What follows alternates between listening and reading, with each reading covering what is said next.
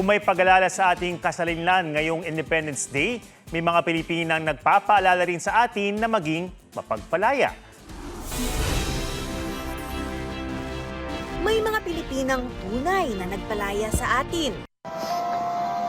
Malangay pinapalaya na kita. Mula sa pagkayamot, dahil sila ang ultimate meme tuwing araw ng kasarinlan.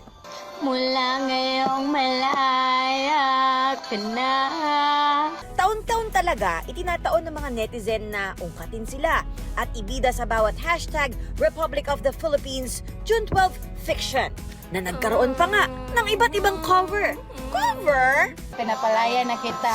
Pwede na lang tayo, okay? Sorry na pala. Ang mga katipunera meme girls ng kalayaan, sina Lucel Tinangkuran at Jenny Alinsenorin, magpinsan mula sa Iligan City. Circa 2020 pa ang video.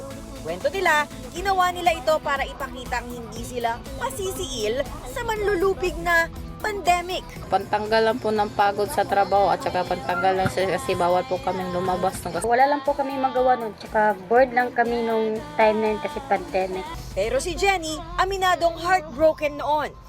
6 na taon nang lumipas, ito na ang kanilang glow-up version. Mula ngayong malaya ka na. Mula ngayong malaya ka na. At dahil nga nagpalaya noon, masaya na ang kanilang mga puso at wala raw silang paghihimagsik sa sino mang ginawa silang meme. Palayain na nila yung tao na hindi naman sila mahal para hindi na sila masaktan. Huwag nyo na ipagpilitan yung sarili mo sa mga taong hindi naman kayo mahal. Masaktan man ang puso ko. Athena Imperial, GMA Huwag News. mo na akong